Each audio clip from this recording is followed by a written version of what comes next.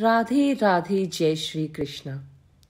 इस बार एकादशी 7 फरवरी 2021 को है।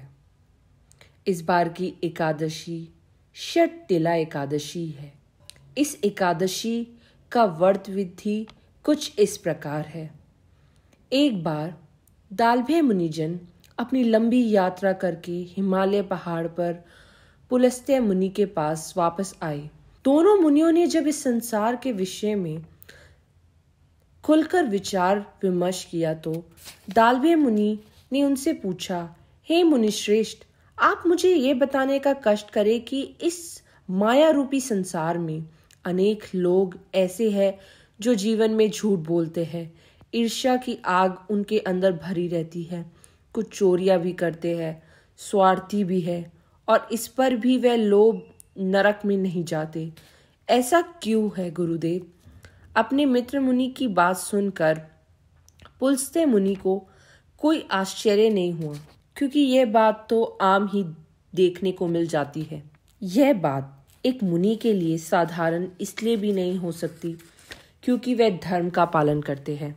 धर्म के विरोध जाने वाले हर बात को देखकर उन्हें मानसिक कष्ट होता है।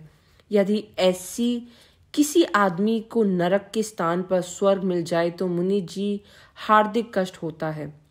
यही कष्ट था मुनि दालभे जी को, जिसका वर्णन उन्होंने पुलस्त्य मुनि से किया। पुलस्त्य मुनि अपने साथी के इस कष्ट को समझते हुए बोले, हे मित्र, तुमने मुझसे बहुत ही गंभीर प्रश्न पूछा है। ऐसे प्रश्न के बारे में ब्रह्मा, विष्णु, महेश आदि भी नहीं जानते, क्योंकि ये एक गुप्त रहस्य है। इस गुप्त रहस्य को मैं तुम्हें बताता हूँ। माघ मास में आने पर जो नर नारी सुबह उठकर स्नान करके साफ सुथरे वस्त्र पहनते हैं, वे एक प्रकार से शुद्ध माने जाते हैं। ऐसे लोगों को काम, क्रोध, लोभ, मोह का त्याग कर अभिमान से दूर प्रभु के नाम का पाठ करना चाहिए। आत्मा शुद्ध के लिए पुष्प नक्षत्र में गोबर, कपास, तिल मिल कर कड़े बना ले। इन कड़ों से 108 बार हवन करे। एकादशी के दिन व्रत रखकर रात को जागरण का पाठ तथा हवन करे। दूसरे दिन धूप दीप नैवेद्य से ईश्वर की पूजा करे। इस दिन भगवान विष्णु की उपासना करे, लक्ष्मी जी की आरती करे, पेठा, नारियल, सीताफल अथवा सुपारी सहित आद्र देकर प्रभु की स्तुति में लग जाए। प्रभु की स्तुति कुछ इस प्रकार करे, हे प्रभु, हम आपकी शरण में आए हैं। आप तो सबके स्वामी हो। आपको यह भी पता है कि भूल तो हर मानव से कभी न कभी होती है। ऐसी भूल यदि हमसे कभी अनजाने में हुई हो तो आप हमें क्षमा कर दें, और मैं आपको वचन देता हूँ कि ऐसी भूल हम भविष्य में नहीं करेंगे। मुझे पूर्ण आशा है कि आप मेरी इस प्रार्थना को स्वीकार कर लेंगे। प्रणाम। आपको शत शत प्रणाम। प्रभु के चरण में अपना सिर झुकाते हुए प्रणाम करें। इसके पश्चात ब्राह्मण को काली गाय और तिलों का दान देना बहुत ही पुण्य का काम है। और यह बात भी याद रखे कि जो आदमी जितने तिल दान करता है इस एकादशी के दिन, उतने ही वर्ष वह स्वर्ग में वापस करता है। इसका विवरण इस प्रकार है: तिल स्नान, तिल का उपटन, तिल का हवन, तिल का भोजन, तिल का दान, तिलोदिक। इन तिलों में 6 रूपों को देखते हुए हम तिला एकादशी कहते हैं। इस एकादशी व्रत और पष्ट पूजन से अनेक प्रकार के कष्ट नष्ट हो जाते हैं। ऐसी ही प्रार्थना मुनिश्रेष्ठ नारद जी ने भगवान से एक बार की थी।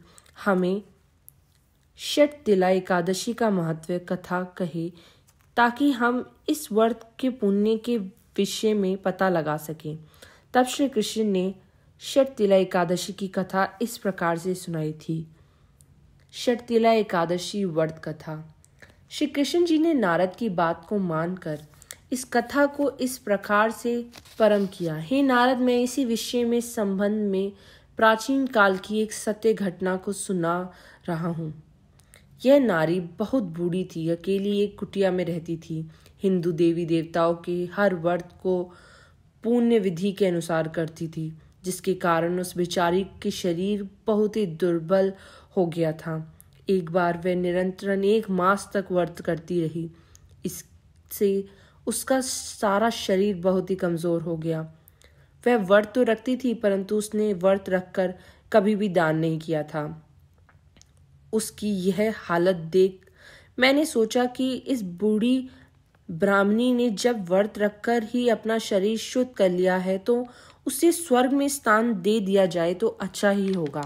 लेकिन इस बूढ़ी औरत ने तो आज तक कभी भी दान नहीं किया था, तो इसकी तृप्ति कैसी होगी। इससे कम एक बार तो अन्नदान करना ही होगा। यह सोचकर मैंने साधु का रूप धारण कर उस बूढ़ी औरत के घर जाकर भिक्षा के रूप में अन्न मांगा। वह बूढ़ी औरत बोली, आप यहाँ क्या करने आए हैं? अन्न की भिक्षा लेने। उसने उठाकर मुझे मृत्यु के पिंड दे दिए। मैं उसे लेकर चला गया। उससे कुछ समय पश्चात वह बूढ़ी औरत की मृत्यु हो गई और वह स्वर्ग में आ गई। मृत्यु पिंड के प्रभाव से उसे एक आत्मगृह मिला, परंतु उसमें एक भी वस्तु नहीं थी। बुढ़िया औरत दुखी मन से मेरे पास आकर बोली, हे प्रभु दीनानाथ, मैंने तो जीवन भर व्रत किए हैं, किंतु मेरा ही आत्मगृह आपने खाली रखा है। ये क्या हुआ प्रभु? मैंने उस बूढ़ी औरत को बताया, हे नारी, हे माँ, आप अपने घर में जाओ। अभी थोड़ी देर में कुछ औरत षटतिला एकादशी की कथा सुनने आएंगी, फिर आप अपने घर को देखना। अभी अपने मकान के द्वार बंद कर दो। बूढ़ी औरत ने मेरी बात मान ली, तो उसी समय कुछ देवी नारी उसके पास आई और षटतिला एकादशी के व्रत की कथा और विधि उससे सुनना दी। उस बूढ़ी औरत ने स्वर्ग लोक में ही षटतिला एकादशी व्रत रखकर विधि अनुसार तिल आदि वस्तुओं का दान किया। फिर क्या था, उसका घर हर प्रकार की वस्तुओं से भर गया।